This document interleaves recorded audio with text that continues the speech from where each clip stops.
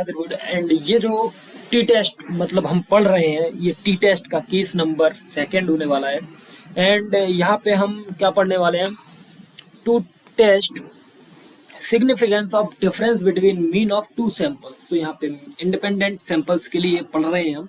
And यहाँ पे कितने सैंपल होंगे, हमारे पास 2 सैंपल्स होंगे, ठीक है। जो हमने पिछला पढ़ा था वो सिंगल सैंपल वाला था, एंड ये हमारा क्या है, 2 सैंपल्स वाला, तो एक इंडिपेंडेंट सैंपल होने वाला। सो देखो, सबसे पहले हम क्या करेंगे, वर्किंग रूल समझते हैं, ठीक है। वर्किंग रूल भाई इसका थोड़ा सा ध्यान समझ लेना, इसमें बहुत सारे लॉजिक्स हैं एंड बहुत सारी चीजें हैं। तो सबसे पहले हम क्या करेंगे, सबसे पहले जब हमारे पास चीज आएंगी तो यहाँ पे हमें क्या लिखना पड़ेगा, गिवन रहेगा हमारे पास, ठीक है। गिवन में हमें क्या क्या मिल सकता है, बहुत सारी चीजें मिल सकती हैं। जैसे आपको एक्स बार भी मिल सकता है, वाई भी अलग अलग लिख देते हैं। एक्स बार भी मिल सकता है, वाई बार भी मिल सकता है, एन भी मिल सकता है, N1 N2 एंड एस भी मिल सकता है। सो ये सारी वैल्यूज मिल सकती हैं, ठीक है। तो ये तो हमारा हो गया गिवन पार्ट। एंड नाउ हमें क्या करना है, सेकंड पार्ट हमारा क्या होगा, टेस्ट का सेट करना है हमें हाइपोथेसिस। तो सेट करेंगे, सेट हाइपोथेसिस, ठीक है। तो हाइपोथेसिस सेट करने के लिए हमें क्या करना पड़ेगा, तो हमारे आपको पता है कि हम अल्टरनेट हाइपोथेसिस और नल हाइपोथेसिस का यूज करते हैं। तो H1 H0 क्या होगा हमारा, नल हाइपोथेसिस, तो X1। अब यहाँ पे ध्यान से चीज देखो, यहाँ पे क्या है, 2 सैंपल, एंड यहाँ पे हमने एक्स बार और वाई बार लिखा। तो भाई ध्यान से समझना, वहां पे हम क्या लिखते थे, जो प्रीवियस हमने वीडियो किया था उसमें क्या लिखा था, X bar is equal to mu. But यहाँ पे 2 सैंपल है, तो एक म्यू एक्स और mu Y.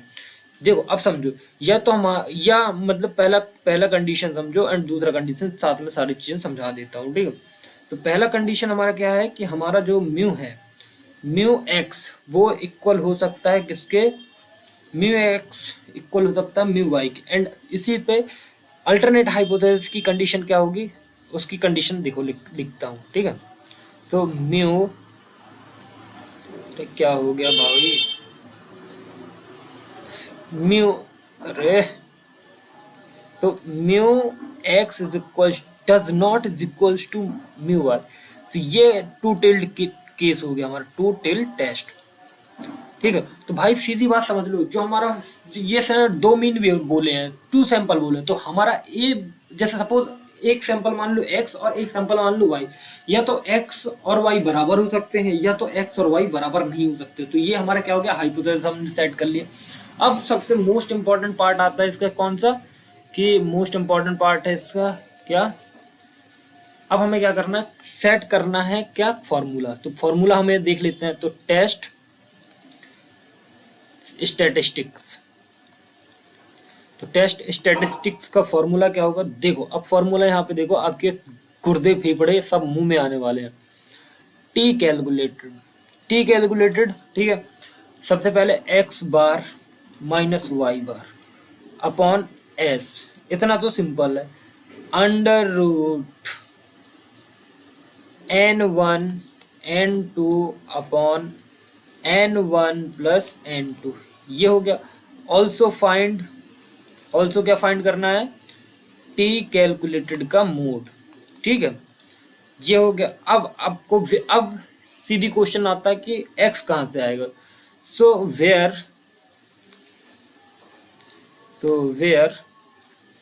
s is equals to क्या होगा, combined standard deviation. So s is standard deviation, combined standard deviation, ठीक है।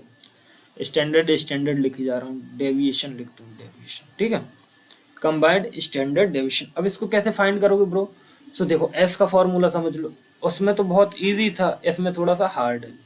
आपका ये हो जाएगा अंडर रूट, अब यहाँ पे देखो, वहां पे सिर्फ कितना था, x माइनस एक्स का होल स्क्वायर, इतना अपॉन n माइनस 1 ये था। बट यहाँ पे 2 वैल्यूज हैं तो हमें दोनों के लिए निकालना पड़ेगा। तो समीशन y माइनस वाई बार का होल स्क्वायर, अब वहां पे अपॉन में क्या था, n1 माइनस 1, तो यहाँ n1 नहीं था, n माइनस 1, तो यहाँ पे 2 सैंपल है तो n1 प्लस n2 माइनस क्या हो जाएगा, 2 हो जाएगा, ठीक है।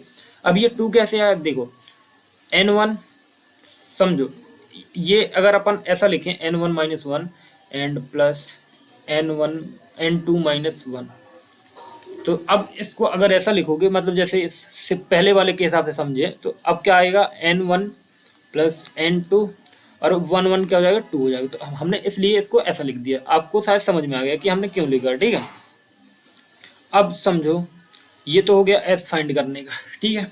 अब आता है हमारे जो एक्स और वाई होंगे, एक्स वेयर, समझ लो, क्योंकि यही चीजें हैं जो आपको गलती करवाने में मजबूर कर देंगे। तो ये क्या होगा, सैंपल वन एंड टू का क्या होगा, ये मीन होगा। क्या होगा, ये मीन होंगे, ठीक है। सैंपल 1 एंड सैंपल 2 के मीन होंगे, मतलब एक्स एंड वाई के मीन होंगे। एन और एन टू क्या होंगे, आपके सैंपल के साइज होंगे, ठीक है। सैंपल का साइज होगा, ठीक है। अब यहाँ पे डिग्री ऑफ फ्रीडम समझो। सो डिग्री ऑफ फ्रीडम क्या होगा, डिग्री ऑफ फ्रीडम वहां पे क्या था, n-1, यहाँ पे हो जाएगा आपका डिग्री ऑफ फ्रीडम क्या होगा भाई, n1 प्लस n2 माइनस 2। ये यहाँ पे आपका क्या हो जाएगा, डिग्री ऑफ फ्रीडम हो जाएगा, ठीक है। आई होप इतना समझ में आ गया होगा, ठीक है। अब इसके बाद आते हैं किस पे, डिग्री ऑफ फ्रीडम हो गया। अब आते हैं अपन किस पे, टेबुलेटेड वैल्यू और लेवल ऑफ सिग्निफिकेंस पे। तो यहाँ पे 4th नंबर का जो स्टेप है वो क्या होगा, लेवल ऑफ सिग्निफिकेंस।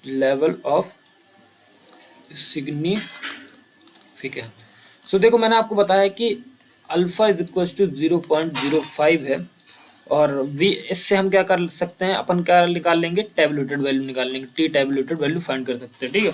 अब आपको यहाँ पे क्वेश्चन पे दिया रहेगा 5%, लाइक ये आपको वैल्यू दी रही हुई कि आपका अल्फा क्या, मैंने एक गिवन मान लिया कि अल्फा इज इक्वल टू 0.05 है। इससे हम क्या निकाल लेंगे, अपना टेबुलेटेड वैल्यू निकाल लेंगे। एंड ये होने के बाद आपको क्या आता है, लास्ट में आता है आपका डिसीजन। सो डिसीजन शायद आपको रट गया होगा, मैंने आपको बुक की लैंग्वेज से नहीं अपनी लैंग्वेज से समझाया है कि if T calculated greater than T tabulated है, टी टेबुलेटेड हो तो इसमें क्या होगा, H0 रिजेक्ट हो जाएगा और H1 एक्सेप्ट हो जाएगा, क्योंकि यहाँ पे T जो कैलकुलेटेड की वैल्यू है वो बड़ी है। अब आता है आपका second condition, same T calculated less than है T टेबुलेटेड। तो इस केस में क्या होगा कि आपका H0 जो होगा वो एक्सेप्ट हो जाएगा एंड H1 हमारा रिजेक्ट हो जाएगा। तो ये सारा जो मैंने बताया है, ये किसके लिए बताया है आपको, ये आपका सेकंड नंबर का जो रूल, मतलब टेस्ट है, सेकंड नंबर का जो आपका रूल है, केस बोल सकते हो, वो उस लिए है, ठीक है। यहाँ पे आपको 2 सैंपल साइज दिए होंगे, जैसे आपको मैंने बताया n1 n2, आपको x बार फाइंड करना होगा, x बार के बाद आपको y बार फाइंड करना होगा एंड s फाइंड करना होगा, आपको हाइपोथेसिस सेट करना होगा। टी स्टैटिस्टिक या टी कैलकुलेटर का फॉर्मूला ये है।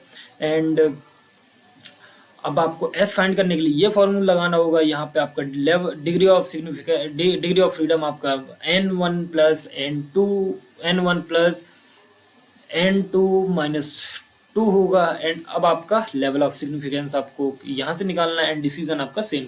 सो ये हमारा जो टेस्ट हमने आपको बताया, ये हमने जो आपको रूल्स बताए, वर्किंग रूल्स बताए, ये किसका होने वाला है, to test significance of difference between mean of 2 samples. यहाँ पे आपके पास 2 सैंपल रहेंगे। एंड नाउ अब हम इसका क्वेश्चन करेंगे। सो मिलते हैं नेक्स्ट वीडियो में, तब तक please do like, subscribe and share.